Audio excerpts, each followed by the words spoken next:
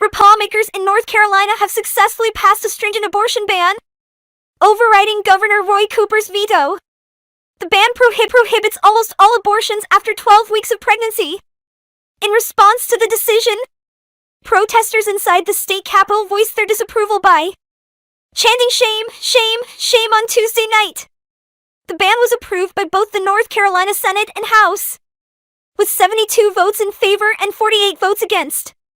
Consequently, the bill has become law despite the governor's objections. This achievement was made possible by Republican lawmakers securing a veto-proof majority in April, aided by the defection of longtime Democrat Tricia Cotham, who switched parties and became a Republican. North Carolina Democratic State Representative Julie Van Heffen strongly criticized the new abortion ban, stating that it deeply concerns many individuals present in the chamber and those observing the proceedings. It is evident that this bill is being rushed through because its proponents are aware of its deeply unpopular nature. Numerous individuals have already expressed tonight how this bill will negatively impact women in our state, as well as businesses, families, and women who seek healthcare from other states. So, why are we pursuing this? Why are you so determined to undermine the will of the people? Meanwhile, in Nebraska, conservative lawmakers have made progress in passing a bill that would ban abortions after 12 weeks of pregnancy, while also prohibiting gender-affirming medical care for transgender youth. Nebraska State Senator Michaela Cavanaugh, who gained attention for a previous filibuster to delay an anti-trans bill, criticized the lawmakers for pushing forward with this new legislation. It is crucial to recognize that these policies can have dire consequences, and women's lives may be at risk. The responsibility for the deaths of children lies with you. You are allowing it to happen, and it is your fault. Your hands are stained with blood. And if you vote in favor of this, you will bear the weight of countless lives lost. Meanwhile, voters cast their ballots on Tuesday in Pennsylvania, Kentucky, and Florida. In Kentucky, Attorney General Daniel Cameron, a close ally of Mitch McConnell, emerged as the winner in the Republican primary for Kentucky governor. He will face Democratic Governor Andy Beshear in the November election. In a surprising upset, Democrat Donna Deegan defeated her Republican rival to become the next mayor of Jacksonville, Florida. Previously, Jacksonville had been the most populous city in the country, with a Republican mayor, but she will now serve as the first Democratic mayor of Jacksonville. In Philadelphia, Sherelle Parker emerged victorious in a crowded Democratic mayoral primary. Parker's campaign included a focus on increasing the number of police officers and implementing the controversial stop and frisk tactic in the predominantly Democratic city. If successful, Parker would become the first woman and first black woman to lead Philadelphia. In other news, President Biden has announced his decision to cut short his trip to Asia due to ongoing negotiations surrounding the debt ceiling. The aim is to prevent the United States from defaulting on its debt for the first time. On Tuesday, Biden met with House Speaker Kevin McCarthy and other congressional leaders at the White House, but little progress was reported. McCarthy continues to advocate for significant budget cuts and new work requirements for recipients of the Supplemental Nutrition Assistance Program, SNAP, commonly known as food stamps. Further updates on the debt talks will be provided after the headlines. Today, President Biden will fly to Japan to attend a meeting of the G7 and visit Hiroshima. The White House has announced that President Biden will be returning to Washington after the summit instead of proceeding with his planned visits to Papua New Guinea and Australia. Originally, Biden was scheduled to meet with leaders from Pacific Island nations and participate in discussions with the Quad Group. If the visits had proceeded, Biden would have been the first U.S. president to ever visit Papua New Guinea. During the G7 summit, leaders are expected to engage in discussions regarding the imposition of new sanctions on Russia. These measures may include a ban on Russian gas imports through pipelines connecting Germany and Poland. Notably, Biden will become only the second U.S. president, following Barack Obama, to visit Hiroshima. The city experienced a devastating U.S.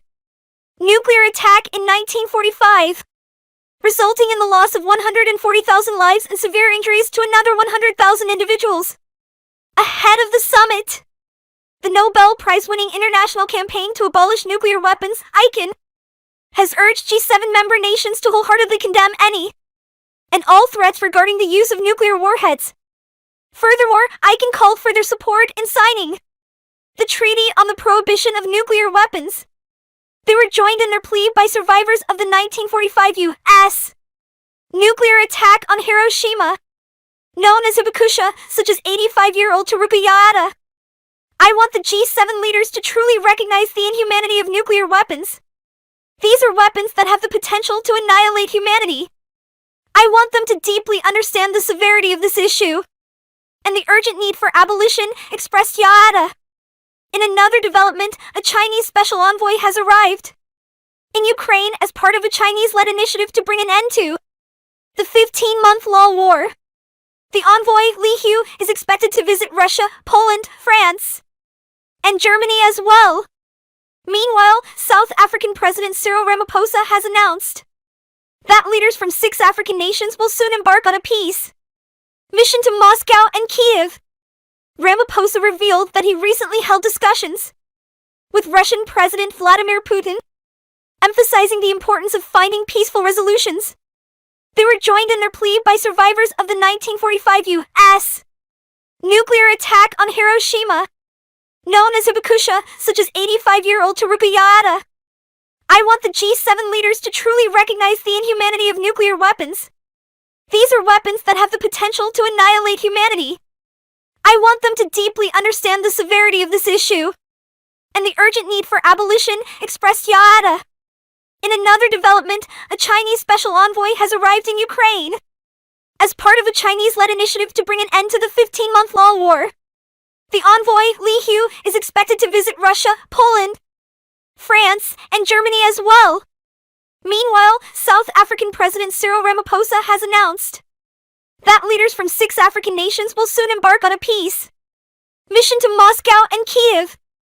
Ramaphosa revealed that he recently held discussions with Russian President Vladimir Putin, emphasizing the importance of finding peaceful resolutions.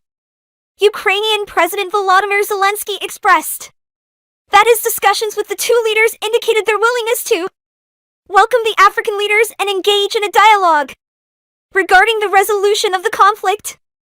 In other news related to the war, Russia has claimed to have destroyed a U.S.-made Patriot missile defense system in Kiev. The system had been utilized earlier in the week to intercept a series of Russian strikes, including 6 hypersonic missiles. Both U.S. and Ukrainian officials have acknowledged that the missile defense system sustained damage, but refute the claim that it was completely destroyed. Furthermore, the head of Ukraine's Supreme Court has been dismissed following his detainment as part of a corruption and bribery investigation.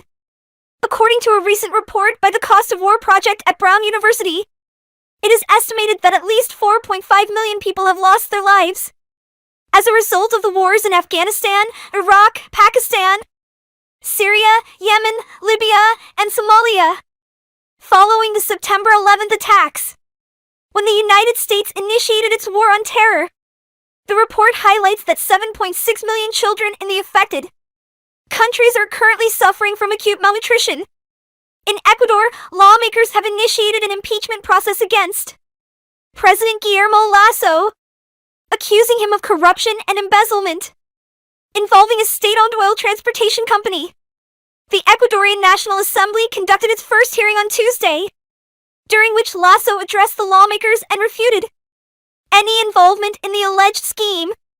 Lasso's opponents claim that Ecuador suffered significant financial losses due to the scheme, amounting to millions of dollars.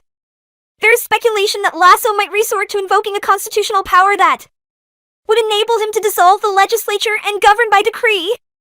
On a separate note, the U.S. Forest Service has granted a crucial permit for the proposed Mountain Valley Pipeline, which has an estimated cost of $6.6 billion. This pipeline is intended to traverse sections of the Jefferson National Forest in Virginia and West Virginia. prompting concerns among conservationists and climate